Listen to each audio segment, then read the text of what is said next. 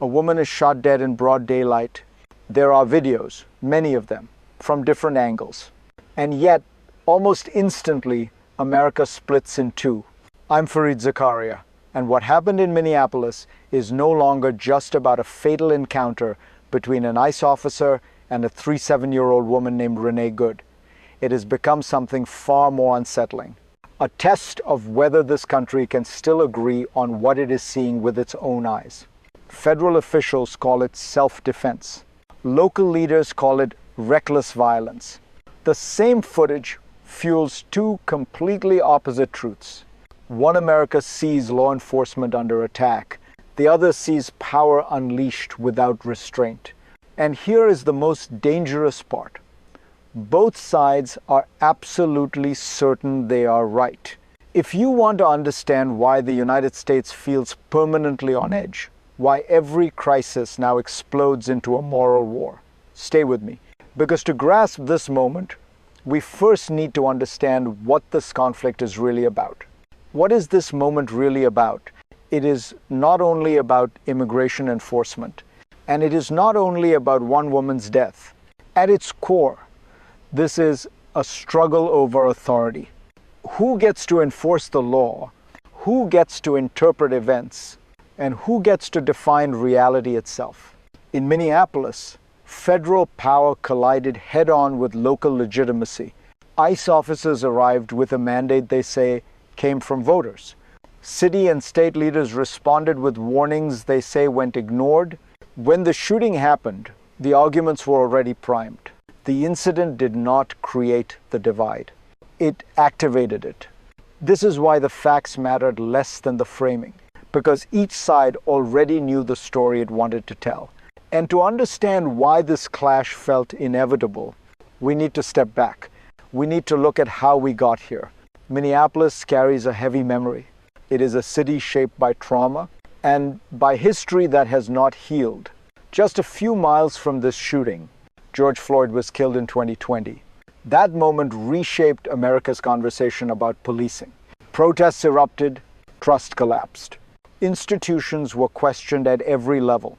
Since then, policing has never returned to neutral ground. Every operation carries political weight. Every action is read through history. Now add immigration to that equation. A policy area already soaked in fear and ideology, already framed as an existential threat by some and a moral failure by others. When federal immigration officers surged into Minnesota, they did not arrive in a vacuum. They arrived inside an unresolved national argument. And that unresolved argument was waiting for a spark. The spark came quickly. And it came on camera. A woman tried to drive away. An officer fired a lethal shot. And within minutes, America chose sides. Federal leaders described a weaponized vehicle, a domestic terror attack, a threat neutralized in the line of duty. Local leaders described recklessness, an avoidable death, a misuse of lethal force. Notice what happened next. No one waited. No one paused for investigation. Judgment arrived instantly from the highest offices in the country. If you have ever wondered why Americans no longer trust outcomes, this is why the verdict always comes before the evidence. And this crisis did not end with the shooting. It escalated because now the system itself began to fracture. Behind the headlines sits a quieter, more dangerous mechanism, the separation between federal power and local consent, a gap that has been widening for years. Federal agencies answer upward. To national elections, to presidential authority, local governments answer outward. To communities, to lived consequences.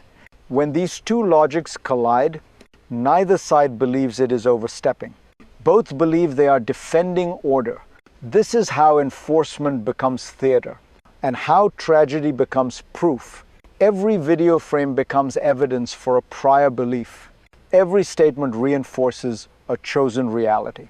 And once that process begins, truth no longer arbitrates conflict. Power does, which is why the next escalation was almost inevitable. The investigation itself became political. Minnesota authorities moved to examine the shooting, and then the FBI and Justice Department pulled away. Federal agencies took control of the case. Local officials were cut out. For some Americans, this looked like accountability. For others, it looked like a cover-up. But the deeper damage was institutional. The system stopped speaking with one voice. When agencies stop cooperating, public trust evaporates. And when trust collapses, every conclusion becomes suspect. This is not how democracies fail dramatically. This is how they erode quietly. And while institutions argued, people watched. If you live in Minneapolis, this was not an abstract debate. You saw armed officers flood your streets. You heard leaders trade accusations. You felt the tension rise. If you are an immigrant community, you felt targeted and afraid. If you support strict enforcement, you felt the state was under siege and law was under threat. This is how polarization works. It does not persuade, it hardens, and here is the emotional truth. No one feels protected. Everyone feels endangered. If you believe this kind of fear is sustainable, ask yourself how long a society can function when every side feels hunted. Because what happens next does not stay local. America does not fracture in isolation. When US institutions clash publicly, the world takes note. Immigration policy signals how power is used, how force is justified, and how dissent is treated. Allies watch for stability. Adversaries watch for weakness. When even video evidence cannot anchor truth, credibility erodes beyond borders. This is not only about Minneapolis. It is about whether America can still act as a coherent actor. And if it cannot, the consequences ripple outward, which brings us to the future. There are three paths ahead. In the first, accountability restores trust. Investigations are transparent, and restraint returns to enforcement.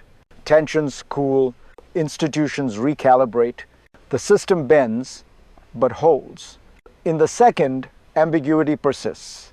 Each side claims victory, and nothing truly changes. Enforcement continues.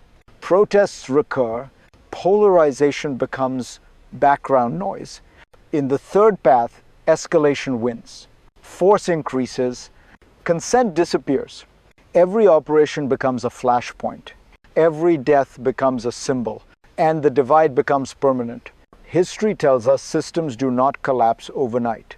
They unravel through repetition, and America is repeating itself. I want to leave you with this. A country that cannot agree on what it sees cannot agree on what to do. When truth becomes optional, power fills the gap. If you care about where this leads, stay engaged, question narratives, and demand accountability from every side, because this story is not finished. And the next chapter may already be unfolding. If you want to understand what comes next in America's deepening divide, follow this series. We will keep asking the questions that matter.